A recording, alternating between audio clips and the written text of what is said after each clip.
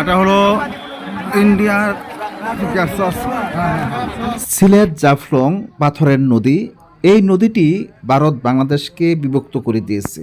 নদীর ওই পারেই ভারত আর এই পারে বাংলাদেশ। আর একটি পাথর দেখতে পাচ্ছেন, এটা বছরের পর বছর ধরে, যুগের পর যুগ ধরে এই পাথরটি যেন নদীর দিকে হেলে পড়ছে এমন দেখা যাচ্ছে, কিন্তু এই পাথরের ইতিহাস অন্যরকম ইতিহাস। আর এই নদীতে দেখতে পাচ্ছেন অনেক অনেক পর্যটক এসেছে, তারা নদীর এই শীতল পানিতে গোসল করতেছে। বর্তমানে শীতকাল, তারপরেও যেন এই তাদের মনের যে আমেজ, সেই আমেজটা যেন লেগেই আছে যে নদীতে জাফলংয়ে ভ্রমণে গিয়ে সেই নদীতে গোসল করব, পাথরের নদীতে। আর নদী দিয়ে দেখতে পাচ্ছেন নৌকা চলছে। আর এটি হলো ভারতের ডাউকি ব্রিজ।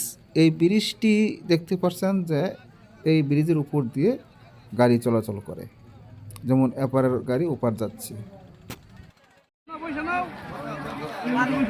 এটা হলো ইন্ডিয়ার নদীর ঘাটে যে নৌকাগুলো বাঁধা আছে, এই নৌকা দিয়ে আপনি জাফলং চা বাগানের উদ্দেশ্যে যেতে পারবেন। সে ওরা পার করে দিবে, ওখান থেকে আবার আপনি যে কোনো অটোরিকশা অথবা অটো গাড়ি অথবা ভ্যান গাড়ি অথবা মোটরসাইকেলে আপনারা চা বাগান ঘুরে আসতে পারবেন।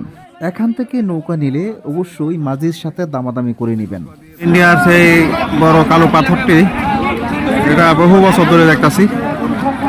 আর একটু নৌকা দিয়ে তারা ভ্রমণ করতেছে, দেখতে পাচ্ছেন ইন্ডিয়ার সীমানা। ইন্ডিয়া ওই পাশে ইন্ডিয়া, এই পাশে বাংলাদেশ। বাংলাদেশ আর ইন্ডিয়ার পার্শ্ববর্তী। আর এখানে দেখা যাচ্ছে অনেক মানুষ, পর্যটক এসেছে।